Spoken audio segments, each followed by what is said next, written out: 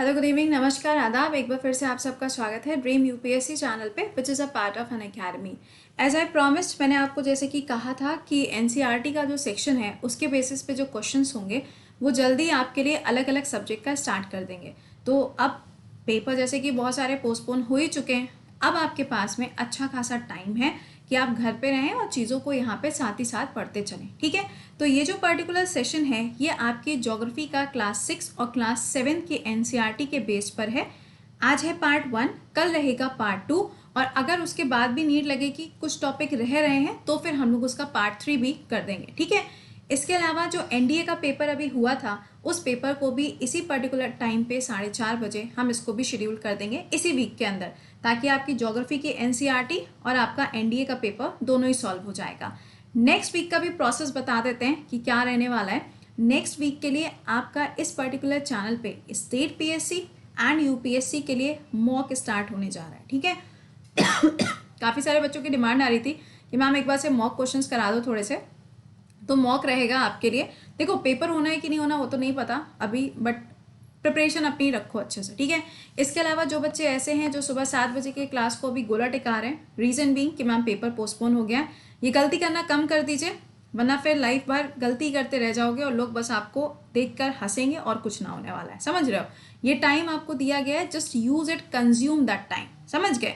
चलिए, अच्छा, daily basis पे सुबह 7 बजे आपका करंट अफेयर्स होता है वाईफाई स्टडी स्टूडियोज चैनल पे, which is a YouTube channel, जहाँ पर आपको लाइव करंट अफेयर्स के साथ में स्टैटिक जीके का पार्ट मिलता है।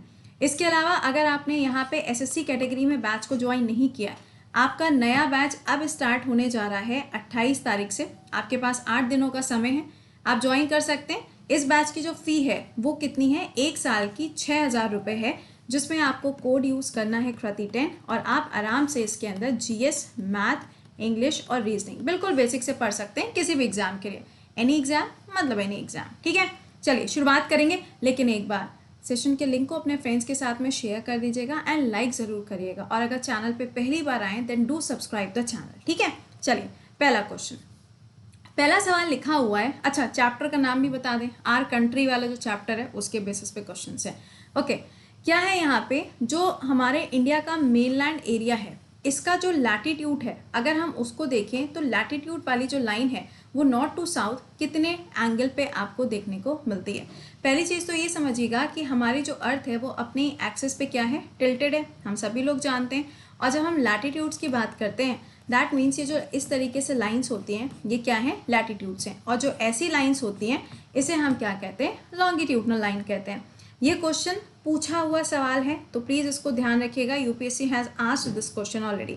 आंसर क्या हो जाएगा, 8 डिग्री 4 एंड 37 डिग्री 6। ये आपको याद रखना है, ये रट्टा मारना पड़ेगा। ठीक है, अच्छा, अगर लॉन्गिट्यूडनल एक्सटेंशन की बात करी जाए कि इंडिया का जो लॉन्गिट्यूडनल एक्सटेंशन है यानी कि वेस्ट टू ईस्ट का एक्सटेंशन है तो वो कितना होगा, आप आंसर करके बताओ। तब तक मैं आपको ये बता दूं कि जो लॉन्गिट्यूड और लैटिट्यूड्स होते हैं इनके बीच में ये वाला जो डिस्टेंस होता है ना, ये कितना होता है, ये होता है 111 किलोमीटर्स। और अगर आप यहाँ से यहाँ तक जाते हो तो आपको मालूम होगा कि ये डिस्टेंस कितना होता है, 4 डिग्री का डिस्टेंस होता है। इसका आंसर क्या बनेगा, 68 एंड 97। ये आपको रटना पड़ेगा, इनका कोई शॉर्ट ट्रिक नहीं है, रटना है मतलब रटना है। अगला सवाल, क्वेश्चन में आपसे पूछा जा रहा है कि ट्रॉपिक ऑफ कैंसर जो है वो इसमें से कौन कौन से स्टेट से क्रॉस करती है। तो पहली बात तो ये समझिएगा कि 23.5, या ऐसे समझ लो ये है इक्वेटर, ये है आपका कैंसर, और ये हो जाएगा कैप्रिकॉर्न यानी कि मकर रेखा, ये है कर्क रेखा, ये है विषुवत रेखा। ठीक है, तो ये वाली जो लाइन है ये इंडिया से क्रॉस करते हुए जाती है। अब इंडिया में शुरुआत तो गुजरात से होती है और एंड कहाँ पे होती है, मिजोरम के अंदर। अब सवाल आपसे ये कह रहा है कि इनमें से कौन सा ऐसा स्टेट है जहाँ से ये क्रॉस करते हुए जाती है। तो देखो, गुजरात और मिजोरम तो मैंने अभी बोल दिया, अब बचे 2 स्टेट। तो देखो इसमें ऑप्शन में से देखो 1 एंड 4 किसमें, 1 एंड 4 देखो दोनों किसमें, इसमें। तो ये क्रॉस हुआ, ये क्रॉस हुआ, बचा बी या फिर डी। अब यहाँ पे आपको क्या करना है, यहाँ पे आपको 50-50 लगाना है, और इसका करेक्ट आंसर क्या हो जाएगा, ऑल दी अबव। क्यों भैया, मिजोरम के बगल में त्रिपुरा है, और ये अगर मिजोरम है तो ये त्रिपुरा है, तो जब ये यहाँ लाइन आ रही है तो ऑब्वियसली कि वो यहाँ से क्रॉस करते हुए जाएगी। तो लॉजिकल चीज़ें। ठीक है, देखो ज्योग्राफी इज ऑल अबाउट कि अगर आपके दिमाग में मैप घूम रहा है तो आप आसानी से हर एक क्वेश्चन का आंसर कर पाओगे। अगला सवाल, how many countries are connected with the territorial border of India, यानी कि हमारा जो देश है उसका जो बॉर्डर है उसके साथ में अगर देखा जाए तो कितने ऐसे देश हैं जिसकी सीमा लगती है। आप बोलेंगे 8। मुझे मालूम है आप 8 बोलेंगे, लेकिन ये ध्यान नहीं देंगे आप कि यहाँ पर टेरिटोरियल बॉर्डर लिखा हुआ है, यहाँ पर वाटर बॉडी को कंसिडर नहीं किया गया है। तो इसका आंसर क्या बनेगा? 7 इसका आंसर होगा। लेकिन अगर यहाँ पे लिखा होता लैंड प्लस वाटर तो आप आंसर क्या करते? 8 करते। क्यों? क्योंकि फिर इसमें श्रीलंका भी कैलकुलेटेड होता। जैसे कि नेपाल है, पाकिस्तान है, भूटान है, बांग्लादेश है, म्यांमार हो गया, है ना। ये जो कंट्रीज़ हैं इन सबको काउंट करते हुए अगर आप देखेंगे तो टोटल 7 कंट्रीज आ जाएंगी। और ये श्रीलंका वाला जो एरिया ना ये आपकी वाटर बॉडी बनाता है। अगला सवाल पूछा जा रहा है कि इंडिया के साथ में इनमें से कौन सी ऐसी कंट्री है जिसका जो बॉर्डर है वो सबसे लंबा शेयर होता है, यानी कि लॉन्गेस्ट बॉर्डर शेयर होता है। अब एक बात को समझो, बहुत ही आसान।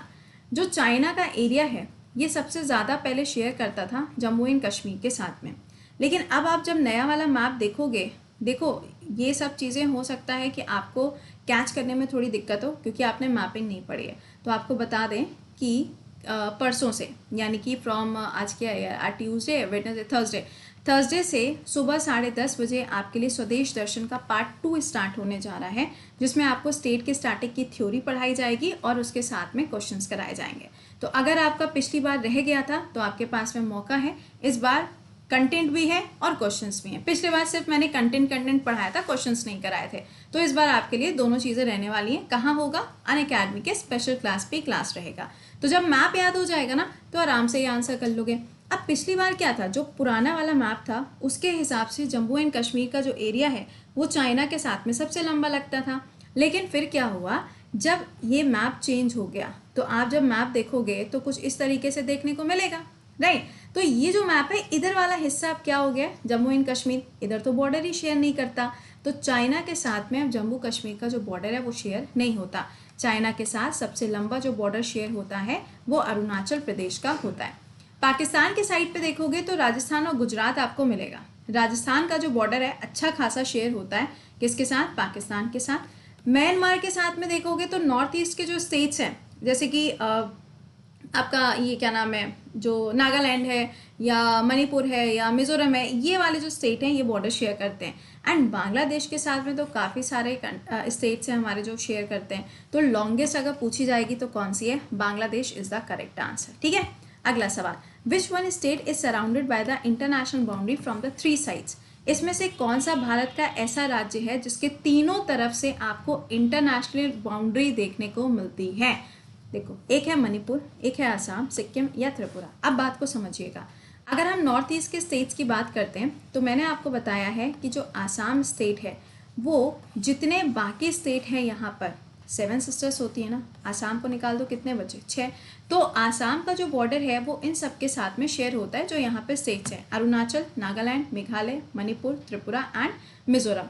लेकिन क्वेश्चन कह रहा है इंटरनेशनल बाउंड्री किसके साथ में भैया लगती है, कौन कौन से हैं? तो ऑब्वियस है कि मिजोरम तो होगा ही होगा, लेकिन ऑप्शन में मिजोरम तो है नहीं, राइट। और कहा जा रहा है कि 3 साइड से, तो देखो मणिपुर तो नहीं हो सकता क्योंकि मणिपुर के बगल में क्या है? म्यांमार है, तो पहला कैंसिल। ठीक है ना।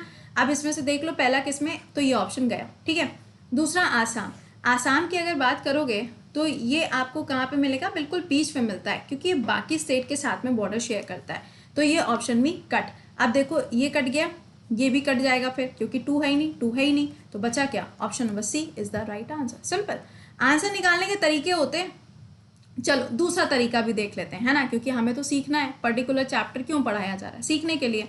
अब देखो दूसरा तरीका, सपोज करो आपको सिक्किम तो मालूम ही है, सिक्किम का अगर आपके दिमाग में मैप होगा तो आपको पता होगा एक तरफ नेपाल है, एक तरफ भूटान है। तो ऑब्वियस सी बात है कि 2 एरिया, 2 तरफ तो ये हो गया, है ना। और ऊपर के साइड पे देखोगे तो चाइना का बॉर्डर है, दैट मीन्स सिक्किम तो होगा ही होगा, सिक्किम तो होना ही होना है। तो सिक्किम तो करेक्ट हो गया, तो ऑप्शन नंबर 2 वैसे भी आउट हो गया। अब बचा था यहाँ पे क्या? मणिपुर और त्रिपुरा में आपको खेलना था। तो मणिपुर कैसे पॉसिबल है? मणिपुर का बॉर्डर शेयर होता है किसके साथ में? म्यांमार के साथ में। ठीक है, तो ये ध्यान रखिएगा। कैसे लग रहे हैं क्वेश्चंस ये कमेंट बॉक्स में लिखते जाना, क्योंकि कमेंट आप लोगों के हम देखते हैं, तो ये जरा बताइएगा। ठीक है, and how was the session, ये तो लास्ट में पूछेंगे। अगला, how many Indian state share border with the at least 2 countries? इनमें से अगर देखा जाए तो टोटल भारत के कितने ऐसे राज्य हैं जिनका जो बॉर्डर है वो दो देशों के साथ में साझा होता है। अब यही वाली बात है, बचपन में अगर पढ़ा होता आर कंट्री चैप्टर तो आज यहाँ पे कंफ्यूजन नहीं होता। टोटल 7 राज्य हैं। आइए बात करते हैं। देखिए सबसे पहला पॉइंट अगर हम देखें, देखो वहाँ पे 7 मार्क है, किस हिसाब से मार्क है वो भी हम आपको बता दें। एनसीईआरटी के डेटा के हिसाब से अगर आप देखेंगे तो जो अब अपडेटेड वाली आई है उसके अंदर ये नहीं लिखा होगा, ठीक है। तो इसका मतलब ये हुआ कि आप आंसर क्या मार्क करेंगे, आप इसमें आंसर मार्क करेंगे ऑप्शन नंबर 6। मैं आपको दोनों चीज़ें बता दे रही हूँ ताकि आपको कोई कन्फ्यूजन ना हो, क्योंकि आधे बच्चे जब पुरानी वाली फिर एनसीईआरटी खोलेंगे ना फिर उनको वहाँ पे वो कन्फ्यूजन क्रिएट करेंगे, ठीक है।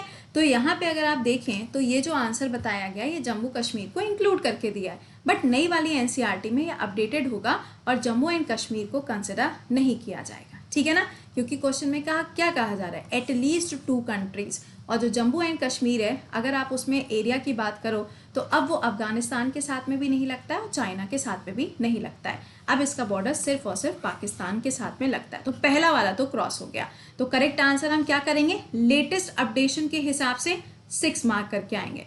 उत्तराखंड, सिक्किम, अरुणाचल, आसाम, वेस्ट बंगाल एंड मिजोरम, ये वो स्टेट्स हैं जिनका बॉर्डर 2 देशों के साथ में लगता है। अगला सवाल, हिमालय का जो माउंटेन रेंज है अगर इसकी बात करी जाए तो ये 3 हिस्सों में डिवाइडेड है।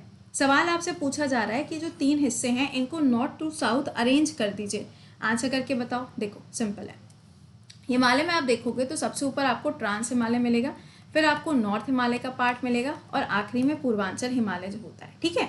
अब ये जो ट्रांस हिमालय है, काराकोरम, लद्दाख और जास्कर, ये हो गया ट्रांस हिमालय। उसके नीचे क्या होता है आपका महान हिमालय, फिर होता है मध्य हिमालय और फिर क्या होता है शिवालिक होता है, ये हो गया नॉर्थ हिमालय। पूर्वांचल की बात करोगे तो नॉर्थ ईस्ट का जो एरिया है वहाँ पे आपको जो भी पहाड़ियाँ देखने को मिलती हैं वो पहाड़ियाँ मिला के क्या बनाती हैं, वो बनाती हैं आपका पूर्वांचल हिमालय, ठीक है। अब क्वेश्चन में पैरेलल रेंज पूछी गई थी तो मैंने अभी ये बताया ना, क्या बोला मैंने आपको, महान हिमालय, मध्य हिमालय और शिवालिक। तो इसका आंसर क्या होगा, option number D is the correct answer.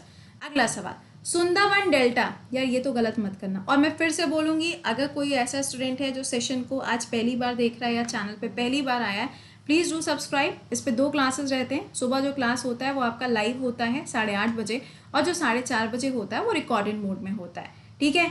इस पर्टिकुलर सेशन के रिकॉर्डेड मोड में होने से कोई फ़र्क नहीं पड़ेगा, क्योंकि ये आपका नॉर्मल क्या है, कॉन्सेप्ट बेस्ड है, ठीक है। तो इसमें कोई फ़र्क नहीं पड़ेगा, ये आपको रट्टा ही मारना है। अच्छा, सुंदरवन डेल्टा के बारे में 2 बातें कही गई हैं। पहला, पूरे विश्व का सबसे बड़ा डेल्टा है, सही बात लिखी है। ट्रायंगुलर शेप्ड है, बिल्कुल सही लिखा हुआ है, both the statement are correct, ठीक है। अच्छा सुनो, यहाँ पे क्या पाया जाता है, सुंदरवन के अंदर अगर आप देखेंगे तो रॉयल बंगाल टाइगर्स पाए जाते हैं। सुंदरवन डेल्टा जो है वो 2 नदियों के मिलने से बनता है, ब्रह्मपुत्र और गंगा के मिलने से ये बनता है, ठीक है। Next question, which island of India is a coral island. हजारों बार आपको पढ़ाया हुआ है, चलो हिंट दे देते हैं।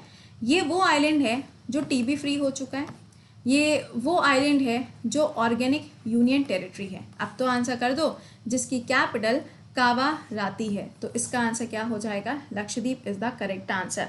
अगर आपसे क्वेश्चन में पूछा जाता है कि पूरे विश्व की सबसे बड़ी मूंगा चट्टान कौन सी है, कोरल रीफ कौन सी है, तो आप आंसर करेंगे ग्रेट बैरियर रीफ, जो कि ऑस्ट्रेलिया के अंदर है। और इंडिया में जो ये लक्षद्वीप का एरिया है ये अलग अलग छोटे छोटे आइलैंड से बना हुआ है, और ये ध्यान रखिएगा कि ये पूरा का पूरा क्या है, कोरल आइलैंड है, ठीक है। चलिए नेक्स्ट क्वेश्चन पे आइए, which form of water is or are included in the hydrosphere.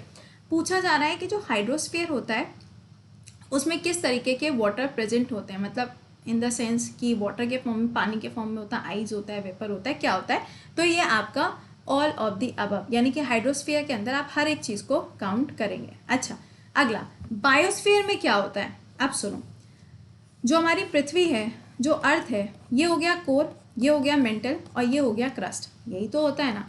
अब जब कोर, मेंटल और क्रस्ट की बात करोगे तो जिस सरफेस पे हम लोग रहते हैं उसे हम क्या कहते हैं, लिथोस्फीयर कहते हैं। कई जगह पे अगर आप देखेंगे तो आपको ये और भी कई नामों से देखने को मिलती है, ठीक है ना, लेकिन लिथोस्फीयर के नाम से यूजुअली आपसे पूछा जाता है। अब सवाल कह रहा है बायोस्फीयर के अंदर क्या क्या चीज़ें आती हैं, तो बायोस्फीयर के अंदर क्या क्या बातें आ जाएंगी, लिथोस्फीयर भी आएगा, हाइड्रोस्फीयर भी आएगा और एटमॉस्फेयर भी आएगा, यानी कि अर्थ भी आएगी, साथ में आपका क्या आ रहा है यहाँ पे वाटर का लेवल भी आ रहा है और आपका जो एटमॉस्फेयर है वो भी इसके अंदर इंक्लूड होता है। अगला सवाल, highest peak of the world, पूरे विश्व की सबसे ऊंची क्या माउंटेन रेंज कौन सी है, तो इसका आंसर क्या हो जाएगा, माउंट एवरेस्ट। इसके बाद सेकेंड नंबर पे क्या आता है, K2, और उसके बाद में क्या आता है, कंचनजंगा। अब सुनिएगा, किलिमंजारो ये कहाँ पर है, अफ्रीका के अंदर है, जहाँ पे आपको तंजानिया की लोकेशन मिलती है, वहाँ पे इसकी लोकेशन है। माउंट कीबू के नाम से भी इसको जाना जाता है। और क्या बताते हैं, हाँ, जहाँ पे किलिमंजारो है वहाँ पर आपको काफ़ी सारे ऐसे आइलैंड्स मिलते हैं जहाँ पे आपको लौंग का प्रोडक्शन मिलता है, यानी कि क्लॉव का प्रोडक्शन देखने को मिलता है। आप मुझे कमेंट बॉक्स में आंसर करके बताओगे कि अभी हाल ही में 3-4 लोग ऐसे थे जिन्होंने किलिमंजारो के ऊपर चढ़ाई करी है, उनका नाम कमेंट बॉक्स में आंसर करके आपको बताना है, ठीक है।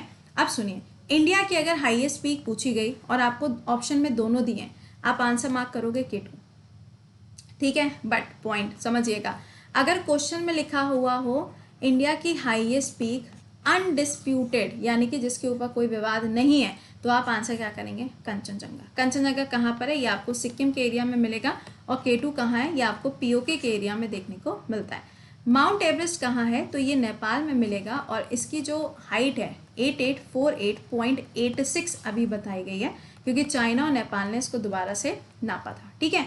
अगला, greatest depth of the world is found in which ocean, यानी कि पूरी दुनिया का ऐसा कौन सा ओशियन है जो आपको सबसे ज़्यादा गहरा देखने को मिलता है, डेप्थ में देखने को मिलता है।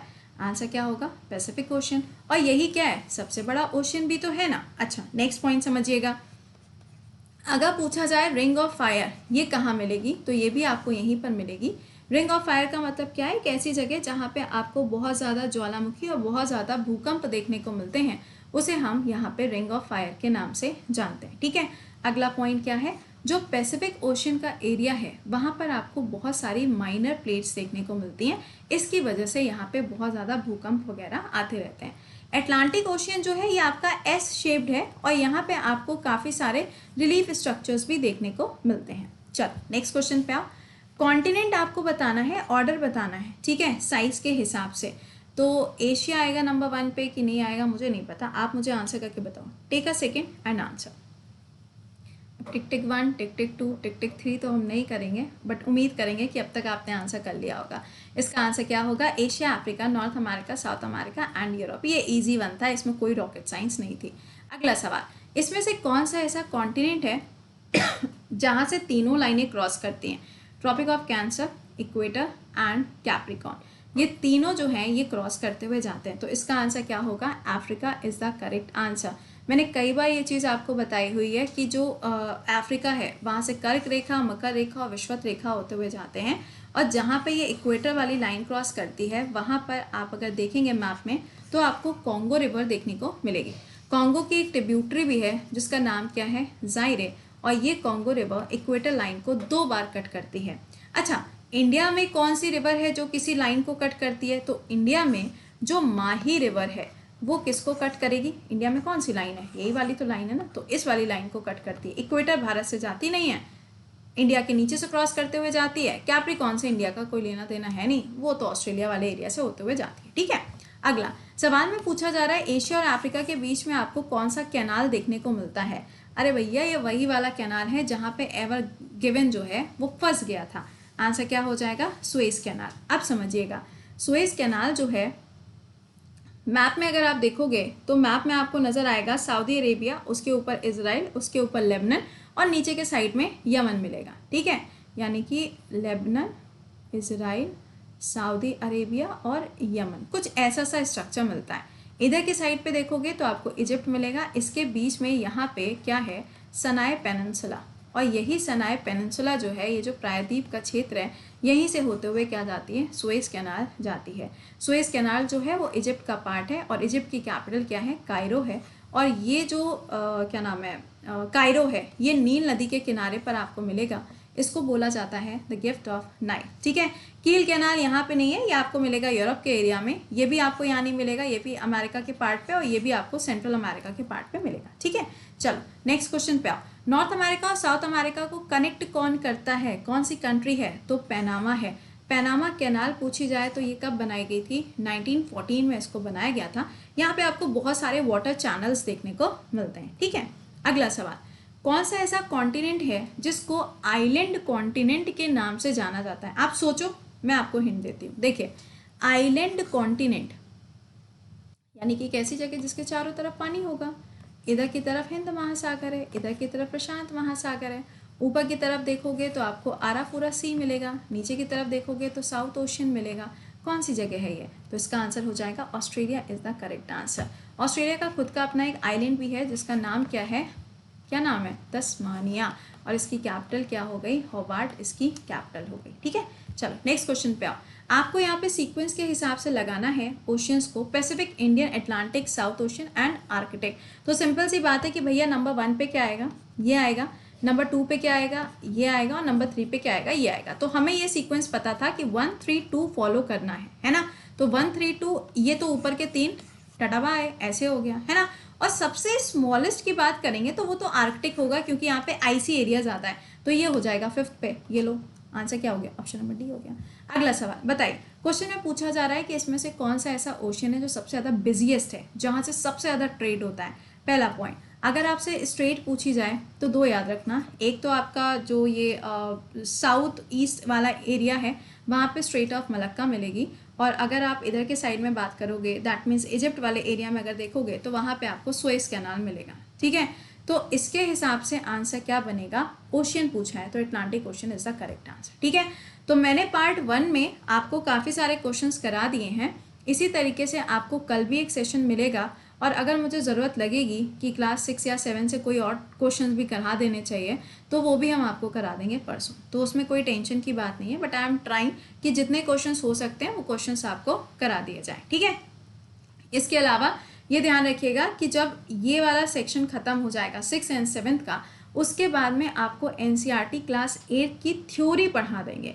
क्योंकि देखो 6 और 7 में कुछ ज़्यादा तो है नहीं, बचपन से सुनते आ रहे हैं, बचपन से पढ़ते आ रहे हैं, बट 8th की जो किताब है उसमें कुछ इंपॉर्टेंट टॉपिक्स हैं, 9th में भी कुछ इंपॉर्टेंट टॉपिक्स हैं, एंड देन क्लास 11th की किताब में टॉपिक्स हैं। ठीक है, तो वो हम लोग धीरे धीरे करके पढ़ते जाएंगे, अभी हमारे पास में बहुत टाइम है। चलिए, अच्छा, इसके अलावा हाउ वाज द सेशन ये बताइए। एंड अगर आप में से कोई ऐसा है जिसको यूपीएससी बैच ज्वाइन करना है तो आप ज्वाइन कर सकते हैं। ये ध्यान रखिएगा कि यूपीएससी बैच में आपको सारे टॉप एजुकेटर्स तो मिलेंगे ही मिलेंगे, इसके साथ में आपको 20 बुक्स जो है वो भी फ्री ऑफ कॉस्ट मिलेंगी, आपको कोई अमाउंट इसके लिए नहीं देना है। फिलहाल इसका अमाउंट कितना है, 1 साल की जो फ़ी है वो 4400 रुपीज़ है, जिसमें आपको यहाँ पर कोड लगाना पड़ेगा प्रति 10, तब जाके ये क्या होगा 10% और कम हो जाएगा। तो हम ये मान लेते हैं 44,000 तो आपको पे करना है, जिसके साथ में आपको 10,000 की बुक्स ऑलरेडी फ्री मिलेंगी। तो कितना हो गया 34। अरे वाह, क्या गजब मैथ्स है मेरी, देख रहे हो, मतलब लाजवाब बिल्कुल। तो इतना अमाउंट आपको देना है, जहां आप एक जगह पे जब बाहर कहीं पढ़ने जाते हो तो आप 3 लाख 4 लाख ऐसे ही 1 साल में चला जाता है। तो ये आपके लिए एक अच्छा मौका है। If you want to join, आप इस बैच को ज्वाइन कर सकते हैं। अगर सिर्फ मेंस के लिए ज्वाइन करना है तो मेंस का अमाउंट इतना है, बट मैं तो ये कहूँगी कि जब इतने में आपका प्रीलिम्स, मेंस, इंटरव्यू सब है, तो मेंस के लिए सिर्फ इतना इन्वेस्ट करने का कोई लॉजिक नहीं है। मतलब ये मेरा खुद का एक्सपीरियंस है, बाकी आप अपने अकॉर्डिंग देख लीजिए। और अगर आपको एसएससी कैटेगरी में बैच ज्वाइन करना है तो आप उस कैटेगरी में ज्वाइन कर लो, जिसमें आपका आरओ, यूपीएसआई एंड सीईटी ये सारी चीज़ें कवर हो जाएंगी। ठीक है, उम्मीद करेंगे सेशन आपको पसंद आया होगा। कोई अगर जैसे कि मान लो कोई टॉपिक है कि मैम इसकी थ्योरी पढ़ा दो एंड ऑल, वो मुझे कमेंट बॉक्स में बता दीजिएगा। ठीक है, चलिए मिलते हैं आप लोगों से कितने बजे, कल सुबह 7 बजे। टिल देन खुश रहिए, मुस्कुराते रहिए, bye bye and take care.